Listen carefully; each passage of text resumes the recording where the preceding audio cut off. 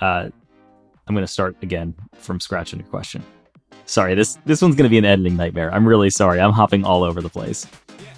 Don't worry, Mike. I'll handle that. Welcome back to Mastering Retail, a masterclass in e-commerce covering both retail and media, brought to you by Essential Digital Commerce. In this episode, we're going to be talking about 3PL, or third-party logistics. We have a familiar face with us as our guest. But first, my name is Emma Irwin, your host for this series, and I'm a senior editor and specialist at Essential. Back to our guest. You may remember him from the supply chain episode of our Amazon season, which you should definitely go back and listen to if you haven't, as these two episodes fit nicely together. But enough of me. I'm Mike O'Donnell. I'm our VP of Client Services overseeing retail and supply chain. And that changed since the last time we spoke, right? I think. Yeah, so I've been taking on more kind of overseeing our overall retail strategy, but also I think the supply chain element of that role has become more robust. So excited to talk. We are like right in my wheelhouse today and things that I like to talk about. And now our recurring questions. All right, we're going back to same question as last time, but we're going to do last thing you purchased on Amazon, in which the last time we talked, it was a massive bag of dog treats. So I'm wondering, is it the same? Is it completely different? I'm curious. I mean, there's a never-ending stream of dog treats coming to my house, so it very well might be. Last thing I remember buying on Amazon, I don't know. Let me come back to that at the end of the show. Fair. We can do that. And then again, similar to last time, I'll plant something on your digital wish list. I should have looked at what that was. I forgot to listen farther into the last episode to remember what was on your digital wish list the last time. But we'll see. Do you remember? Yeah, I think it was probably similar. So we're doing some house renovations right now, and my digital wish list is like a mile long. So I've been really getting into the home improvement side of myself that I feel like never existed pre-buying a house that needed work. And so I've been buying like way too many tools, and yeah, it's become an addiction. So it's been a lot of fun. Not good for my wallet, but it's a fun hobby. With that covered, we can move into actually talking about 3PLs. Really short explanation here, but brands and manufacturers can team up with a 3PL to help out with things such as creating multi-packs or bundles of products, or stepping in to help brands and manufacturers take care of shipping their products directly to consumers rather than to Amazon's warehouses. You'll walk away from this episode with a solid understanding of what a 3PL is, what services are offered, why a manufacturer would need these services, the power of e-commerce platforms as product research tools, more on nimbleness, and Mike's takeaways for those in the industry. Back to Mike. When you hear 3PL, that just stands for a third-party logistics service. And I know this is like an e-commerce focused podcast. We're usually talking about e-commerce. And certainly there's a heavy influence here in terms of how we can use 3PLs in e-commerce. That's going to be the focus for today. But I did want to specify that 3PL isn't necessarily an e-commerce specific thing. The third party there doesn't mean the marketplace. It doesn't mean Seller Central. It's just anyone who's assisting you in fulfilling any kind of logistical needs that you have. And that's not... You just said it's not just e-commerce specific, but definitely not just Amazon specific, right? Correct. Yeah. And in fact, most of the 3PLs that are working in e-commerce today are, one of the benefits there is you're able to reach many manufacturers at the same time. So certainly not e-commerce specific, not Amazon specific, but it's something that's, I think, really allowed a lot of brands to elevate their e-commerce presence. So there is a lot of carryover here that we're going to talk about today. So that was a solid definition, but what can 3PLs really do? What are the specific services offered? There's a variety of different things that they can support with. It can be anything from the really, let's say, the basics, right, of helping with bulk shipment, return logistics, some of like the labeling and packaging needs that maybe are a little tougher for a manufacturer to accommodate on a retailer by retailer basis. But there's also sort of these specified services that I think are more focused for the e-commerce space. And that would be things like bundling and multi-packing. I know, Emma, you've lived and breathed this stuff for a while now, and you've probably seen that a lot of times on an e-commerce platform, we'll use Amazon for an example, the manufacturer doesn't own every listing and every size because there's someone out there who's more nimble, who's quicker, who's building out these new products faster. And if we're not keeping up with those people, we're losing share on our own products. Like, it's frustrating enough to lose share to someone else. Losing share on your own stuff, that's awful. So, it's being mindful and kind of being ahead of the game is an area where I feel like third-party logistics companies have really made a huge difference for the industry.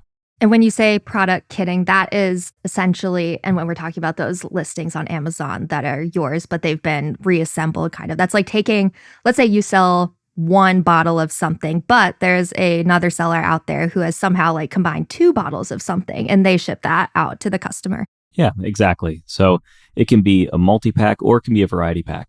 So maybe it's a shampoo and a conditioner combined, or maybe it's like multiple flavors of some kind of a snack, like a bag of potato chips.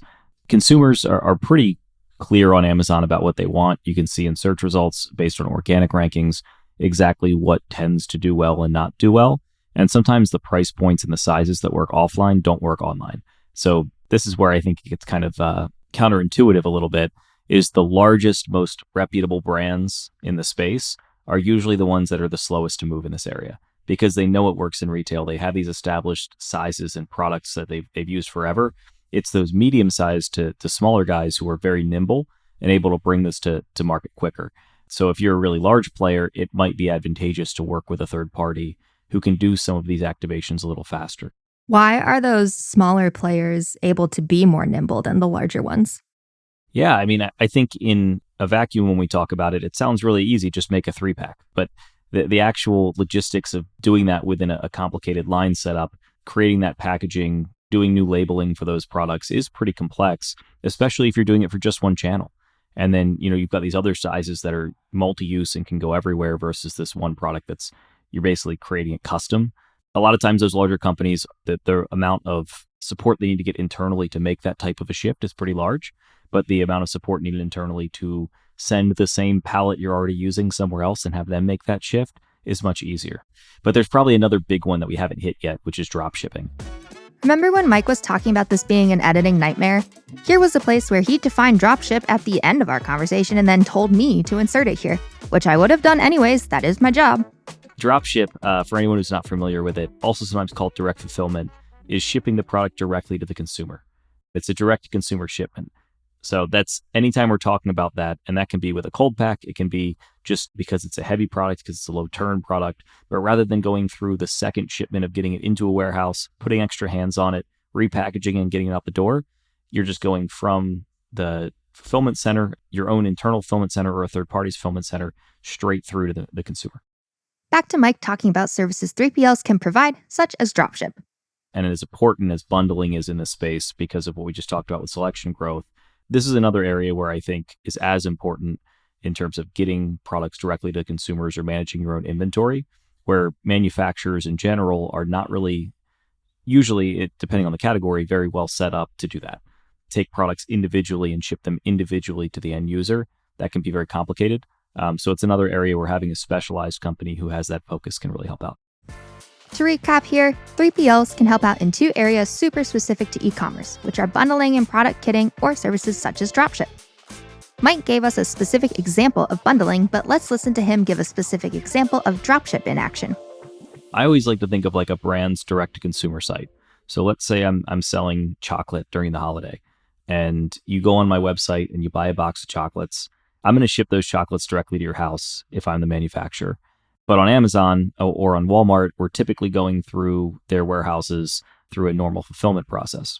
Well, if I'm a company who's not used to going for that individual picking, imagine what that setup is like. You have to have specific bins. You have to have a person whose entire job is to take in one order at a time and package it and ship it individually. The shipping costs of taking those individual boxes and shipping them small parcel, like those are all really expensive things when you add up the labor and the ship through. But there are manufacturers who are using third parties who specifically all they focus on is this type of shipment. And if it's all you focus on, the labor logistics make a lot more sense. You can build your entire warehouse around that type of pick process. And what's really cool, and I think what's interesting in terms of an e-commerce development, and where I think 3PL will continue to be a focus for e-commerce, is that now if you're Walmart or if you're Amazon, they'll actually supply their payment code and they'll give you term incentives to ship directly to the consumer because it keeps it out of their warehouse. So not only can we now cover the labor challenge by working through a third party, the shipping cost challenge essentially gets covered by the retailer who has preferred rates and is actually incentivized themselves to keep it out of their own warehouse. So there's now kind of this new shift where they're actually making direct fulfillment a little bit easier because it benefits everybody in the process. Mike mentioned chocolate as an example here, which got me thinking about summer ship, which is what we in the industry refer to when sending products to consumers that can melt during the summer. Could a 3PL help out with that? Yeah, so I think major retailers are starting to get better facilitating shipments through the summer, but there are still issues with products that melt. And if you think about a lot of the products that are really successful in e-commerce, like a soft gel or a gummy vitamin or a piece of chocolate, there's a huge market there of products that just can't be shipped in the summer right now. And I'd say that that's absolutely a huge opportunity for drop ship, and specifically cold drop ship, shipping with ice packs. If you've ever ordered like a box of chocolates during Christmas, it probably came with an ice pack. And you probably felt like, wow, that was probably a huge waste and really expensive. But if you think about the overall value of organic rank and making sure you're relevant and keeping those products top of mind through those summer periods, by the time summer ship ends, it's usually October and you're heading right into Halloween and Christmas and all those things at New Year, New You in January for supplements. It's important that we're still relevant during those places. So third-party logistics companies have gotten pretty efficient at shipping with cold packs. I'd say that's an area where for manufacturers, it's a huge undertaking to build that out internally. We see very few of them doing it. So I think this is an area where if you look at which categories have used 3PLs most consistently in the e-commerce space, you're going to see a lot of those meltable products come up. They were the ones who were really forced into this the quickest. Makes sense. And then I'm sitting here thinking about 3PL is another player in the inventory management game. Is this helping or hurting in terms of inventory management? Because this sounds kind of complicated. Yeah, so I'd say to some degree it depends, but on a dropship side, we're seeing more and more brands actually use this as a way to simplify their inventory management. Because one of the benefits of having a direct fulfillment setup is that you don't have that lead time of having to get the product to an intermediate warehouse before the consumer can see it. So I'm going to use Amazon Fulfillment by Amazon for this example. So if I'm on Seller Central and I have an FBA account, I would be shipping product into FBA, which Amazon then has to handle and all those details before consumers see it as available. With a direct fulfillment environment, I can basically say as soon as the product's in my own warehouse, I can do a direct feed through an API or an EDI setup that tells the consumer exactly how many units are in stock. This gets even more complicated when we look at like a direct relationship. So if I have a direct relationship with Walmart or with Amazon, they're going to ask me for a certain number of units on a certain cadence, and I don't have full control over that. So if it's Christmas and I'm selling toys and there aren't enough toys in Amazon's warehouse, they're just not available for sale. Meanwhile, if I've been on dropship, as long as I have them in my warehouse, I can make that full selection available. So it actually makes it much easier for products that are really seasonal, or for manufacturers who do a lot of in and outs, who create new products, who have maybe like in the fashion industry, if you have different products that you're introducing very frequently. It's very easy now to bring products to market, and you don't have to fight the uphill battle of waiting for purchase orders. Now you've got a foundational understanding of 3PLs, how the services can be used to create products that you can see have potential, or how dropship can be used to get products to consumers more efficiently.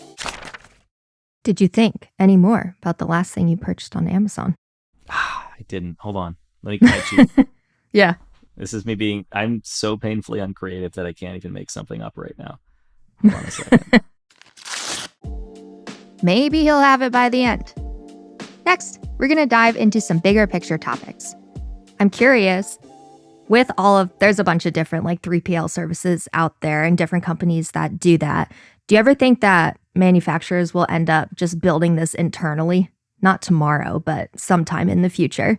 It's a great call, and I think a lot of manufacturers have seriously considered that. I think this is an area where we mentioned earlier, like there's a tier of manufacturers who are very nimble.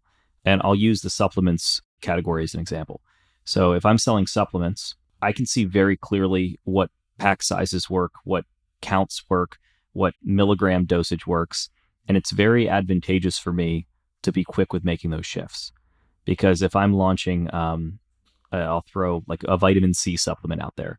And let's say I don't take vitamin C, so I don't know what the exact dosage is, but let's say it's 1,000 milligrams of vitamin C in a 60 count. And I put that on site. But I can clearly see that the products that are winning are 120 counts at 1,500 milligrams.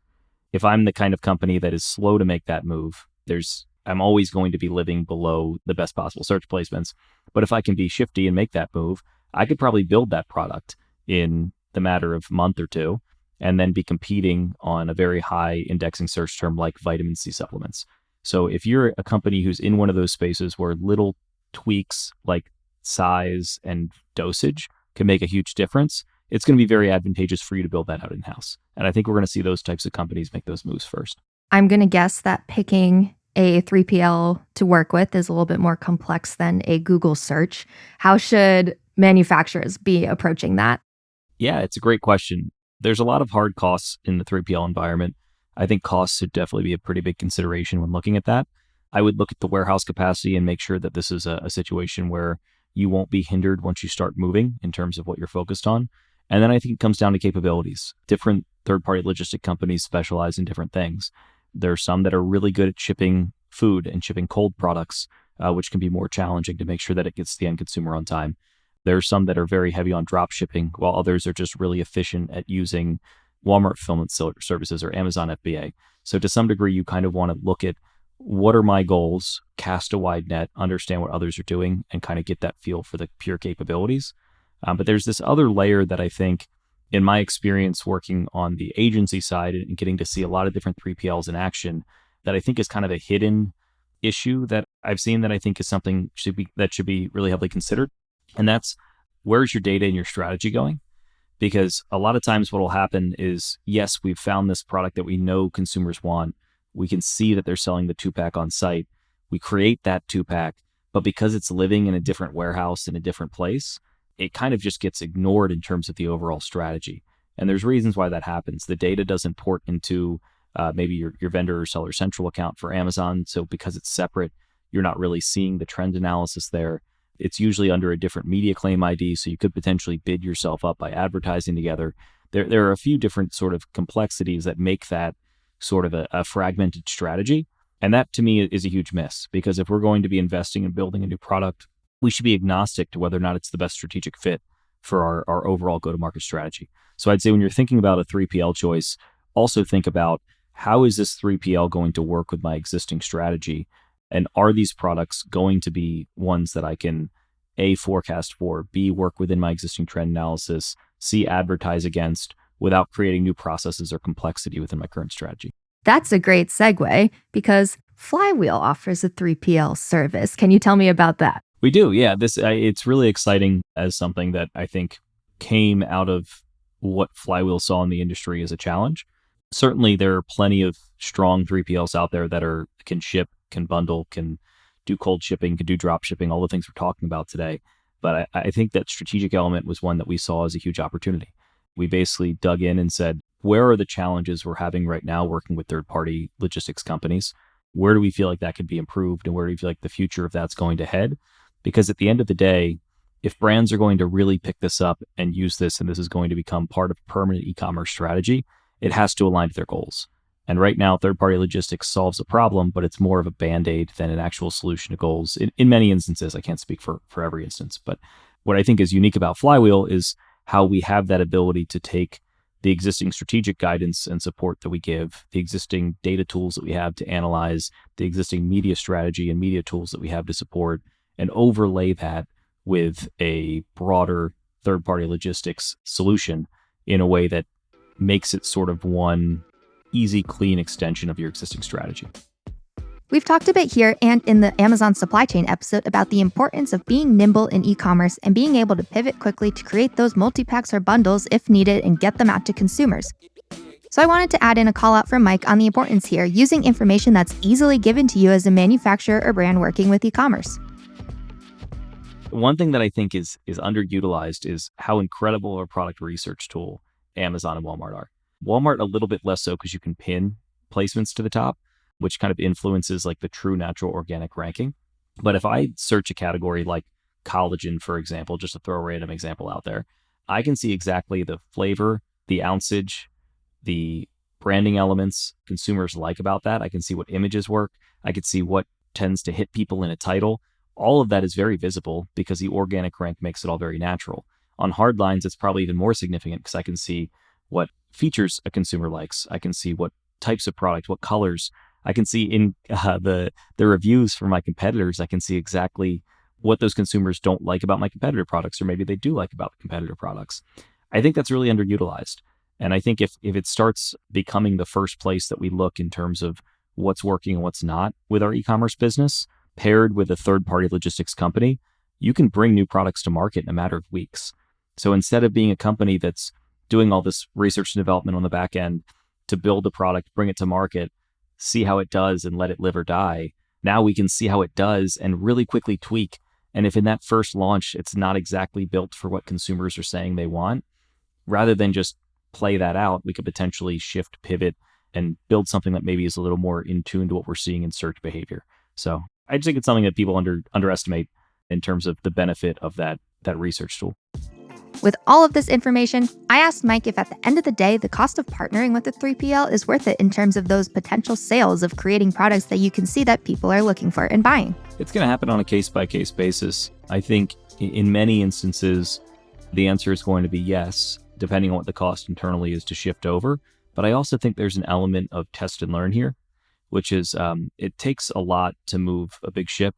And if you're let's say a large CPG manufacturer, making the case internally to build out a whole new product based on a search listing might make a lot of sense to the e-commerce lead, but it might not make a lot of sense to the person who's making that financial decision.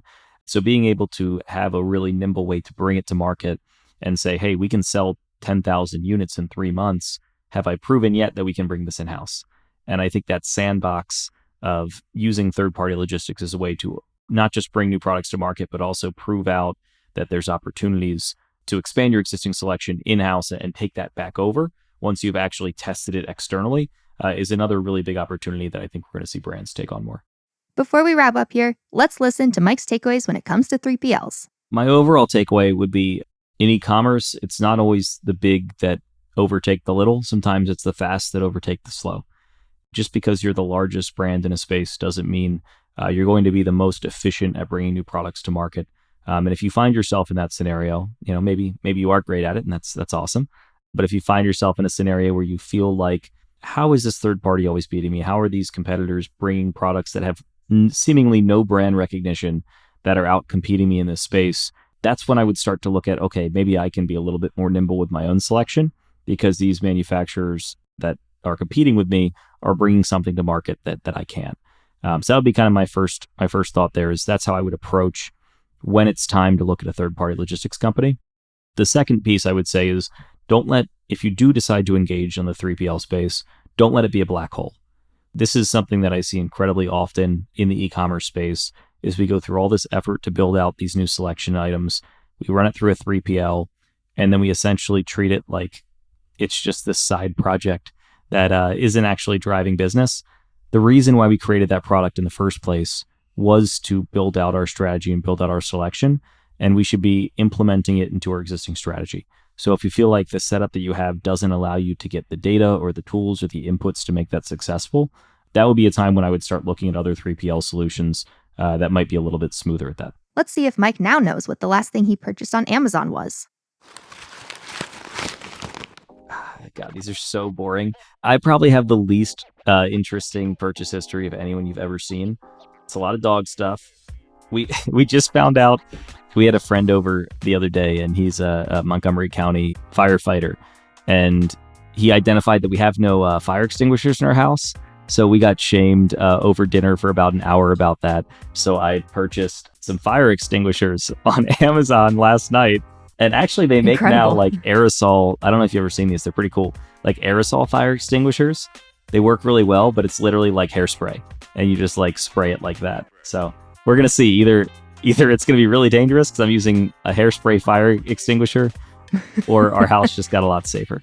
What tool has been on your digital wish list, and why won't you purchase it? So we've got a lot of yard work to get through in our house.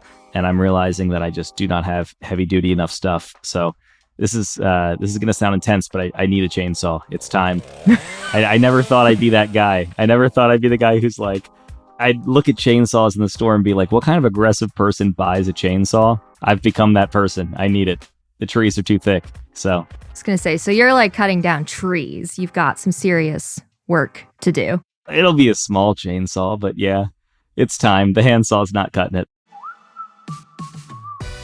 That fully wraps up another episode of Mastering Retail. Please make sure to follow us and leave a rating or review on the platform of your choice. This really helps us out, especially if you've been enjoying the content. Please be sure to also check out This Week Above the Fold, a new podcast from Essential Digital Commerce where our experts cover industry headlines and what they mean for your business all in 7 minutes or less. This episode was produced by Klaus Cancel with sound design from Enos Tenji. Thank you for listening, and we'll see you next time for more e-commerce masterclass content.